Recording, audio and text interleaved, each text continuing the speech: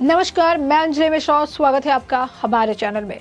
Supreme court से उधर सरकार को एक बार फिर झटका लगा है, क्योंकि वो जो अपनी तरफ से तमाम कोशिशें कर रहे हैं अपनी सरकार को बचाने के लिए, वो लगातार विफल होता हुआ नजर आ रहा है। और इन सभी के बीच जिस तरीके से सुप्रीम कोर्ट में आज सुनवाई हुई और सुप्रीम कोर्ट ने उन्हें 16 MLAs की विधायिका को रद्द करने से मना कर दिया, और साथ ही साथ जो डिप्टी स्पीकर है उनकी भूमिका पर भी सवाल खड़े कर दिए। और जिस तरीके से जो देवदत्ता कामत है, जो कि शिवसेना के वकील हैं, वो लगातार फ्लोर टेस्ट होने से बचाने की जो बात कहते नजर आए, से बात साफ हो गई है कि महाराष्ट्र की जो सत्ता है अब महाविकास आघाड़ी सरकार शिवसेना उद्धव ठाकरे के हाथ से अब निकल चुकी है। तो आप यूँ कह सकते हैं कि ताबूत में जो आखिरी कील ठोकने का जो काम था वो खुद सुप्रीम कोर्ट ने ही कर दिया है। और सुप्रीम कोर्ट के फैसले से अब एक बार फिर से नए सिरे से अगर आप कहेंगे तो महाराष्ट्र में सियासी उलटफेर अब जोरों पर देखने के लिए मिलेगा। क्या पूरा मामला है, क्यों फ्लोर टेस्ट से अब ये डर रहे हैं, क्या कुछ सुप्रीम कोर्ट में कहा गया, आइए इसके बारे में जरा विस्तार से समझ लेते हैं। सुप्रीम कोर्ट में आज एकनाथ शिंदे की याचिका पर सुनवाई हुई। याचिका में विधायकों को अयोग्य ठहराए जाने और डिप्टी स्पीकर नरहरि जरवाल की भूमिका पर सवाल उठाए गए थे।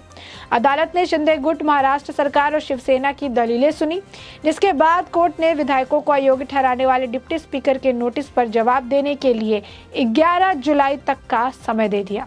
यह शिंदे गुट के लिए राहत भरा रहा, काफी उन्हें सुकून मिला, एक तरह से एक जीत भी बताई जा रही है। सुप्रीम कोर्ट ने Maharashtra Bhavan, deputy speaker, Maharashtra police, Shiv Sena विधायक दल के नेता अजय चौधरी और केंद्र को जो है नोटिस भेजा है। कोर्ट ने सभी विधायकों को सुरक्षा मुहैया कराने और यथास्थिति बरकरार रखने का आदेश दिया। डिप्टी स्पीकर को अपना जवाब 5 दिन के भीतर पेश करने के लिए उन्होंने कहा है। मामले की अगली सुनवाई जो है 12 जुलाई को जो है शाम को की जाएगी। तो बता दें कि शिंदे गुट की तरफ से जो है सुनवाई में क्या कुछ कहा गया था, फिर किस तरीके से सुप्रीम कोर्ट ने जो बात कही है वो भी सुन लीजिए। शिंदे गुट की तरफ से जो वकील थे उन्होंने कहा कि डिप्टी स्पीकर के पास सदस्यता रद्द करने का जो नोटिस दिया गया था वो संवैधानिक नहीं है। हमारी संपत्ति को नुकसान पहुंचाया जा रहा है, हमें धमकाया जा रहा है, हमारे अधिकारों का हनन हो रहा है। ऐसे में हम आर्टिकल 32 के तहत सीधे सुप्रीम कोर्ट आ सकते हैं। सुप्रीम कोर्ट ने कहा, आप जो धमकी की बात कर रहे हैं उसे सत्यापित करने के लिए हमारे पास कोई साधन नहीं है। डिप्टी स्पीकर के नोटिस में जो काम समय देने की बात कही गई है उसे हमने देखा है। आप इस सवाल को लेकर सामने क्यों नहीं गए।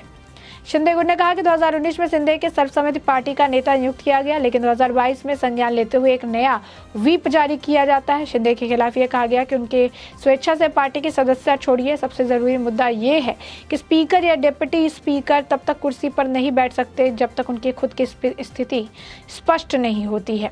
उन्होंने कहा कि डिप्टी स्पीकर इस मामले में बेवजह की जल्दीबाजी दिखाई, स्वाभाविक न्याय के सिद्धांत का पालन नहीं किया। जब स्पीकर की पोजीशन पर सवाल उठ रहा हो तो एक नोटिस के तहत उन्हें हटाया जाना तब तक न्यायपूर्ण और सही लगता तब तक वे स्पीकर के तौर पर अपने अधिकारों का इस्तेमाल करने के लिए बहुमत ना साबित कर दे। जब स्पीकर ने अपने बहुमत पर भरोसा है तो वे फ्लोर टेस्ट से डर क्यों रहे हैं। तो बता दें कि शिंदे गुट की तरफ से ये बात कहा गया कि अगर जो स्पीकर है, अगर उनको अपने बहुमत पर पूरा भरोसा है ही, तो फिर उन्हें फ्लोर टेस्ट से क्यों डर लग रहा है। उन्होंने कहा कि स्पीकर के पास विधायकों का योग करने जैसी याचिका का फैसला करने का संवैधानिक अधिकार होता है। ऐसे में उस स्पीकर के पास बहुमत बेहद जरूरी है। जब स्पीकर को हटाए जाने का प्रस्ताव पेंडिंग हो तब मौजूदा विधायक को अयोग्य घोषित कर विधानसभा में बदलाव करना आर्टिकल 179C का उल्लंघन है। ऐसे में आपको बता दें कि देवदत्ता कामत जो है उन्होंने जो है अपने तरफ से जब कोर्ट में बात कर रहे थे तो उन्होंने जब देखा कि कोर्ट ने इन्हें वक्त दे दिया है, काफ़ी लंबा वक्त दे दिया है, और ऐसे में क्योंकि इस वक्त शिंदे के पास जितने विधायकों की ज़रूरत है, जो 2/3 मेजोरिटी चाहिए वो इस वक्त शिंदे के पास मौजूद है, और अगर फ्लोर टेस्ट होता है तो फिर इन्हें हार का सामना करना पड़ेगा। और यही कारण था कि कामत जो है उन्होंने कहा कि अपना आधिपत्य ये भी ये जो कोर्ट है ये भी देखेगा कि जब तक इस मामले का फैसला नहीं हो जाता तब तक फ्लोर टेस्ट ना हो। जिसके बाद जस्टिस कांत ने इस पर कहा कि श्रीमान कामत, क्या हम अनुमानों पर पारित कर सकते हैं।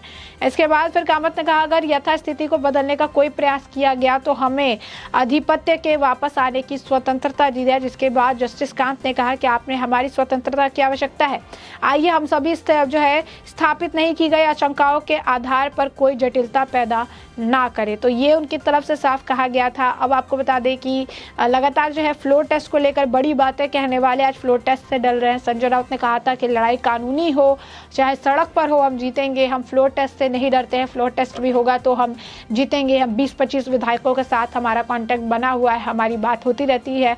उद्धव ठाकरे जो है उनसे भी बात होती रहती है, उद्धव ठाकरे भी जो है उनसे मुलाकात में करते हैं। संजय राउत जो है वो बता रहे थे कि किस तरीके से लड़ाई अगर सड़क पर हो तब भी वो जीतेंगे, लड़ाई अगर जो है रास्ते पर हो तब भी वो जीतेंगे। और यहाँ पर जिस तरीके से ये बताया जा रहा है कि एक बार फिर से शिवसेना जो है एक बार फिर से कटघरे में खड़ी हो गई है और उनकी सरकार गिरने की कगार पर है, तो ऐसे में साफ तौर पर ये कहा जा सकता है कि अब फ्लोर टेस्ट से एक डर जो है इन्हें लग रहा है और ये फ्लोर टेस्ट उन्हें समझ आ रहा है कि किस तरीके से फ्लोर टेस्ट करने से इन्हें नुकसान का सामना करना पड़ सकता है।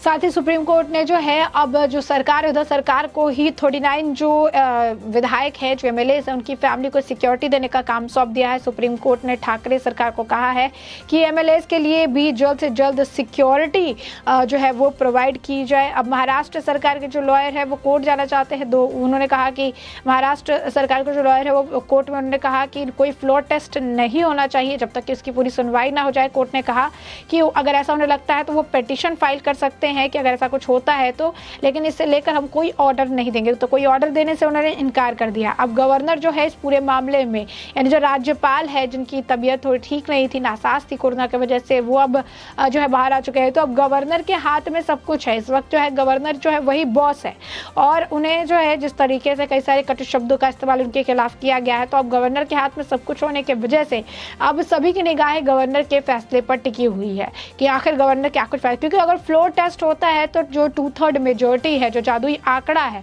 ये अगर किसी के पास है तो वो एकनाथ शिंदे के पास है। और साफ तौर पर एकनाथ शिंदे के पास मेजोरिटी होने के वजह से अगर फ्लोर टेस्ट होता है तो महाराष्ट्र में सरकार टूट जाएगी और यहाँ पर सरकार टूट की कगार पर ही है। यही कारण है कि फ्लोर टेस्ट से डर रहे हैं शिवसैनिक, फ्लोर टेस्ट से जो है उद्धव ठाकरे डर रहे हैं। उन्होंने सोचा कि अगर 16 विधायकों की विधायकी रद्द कर दी जाए तो उनके आंकड़ा जो 2/3 की मेजोरिटी है वो पाना मुश्किल हो जाएगा। तो ये अब देखिए, अब शिंदे भी जो है जिनको टाइम मिल चुका है, शिंदे गुट भी अब जा सकता है और शिंदे गुट भी अब डिमांड कर सकता है फ्लोर टेस्ट की साफ तौर पर।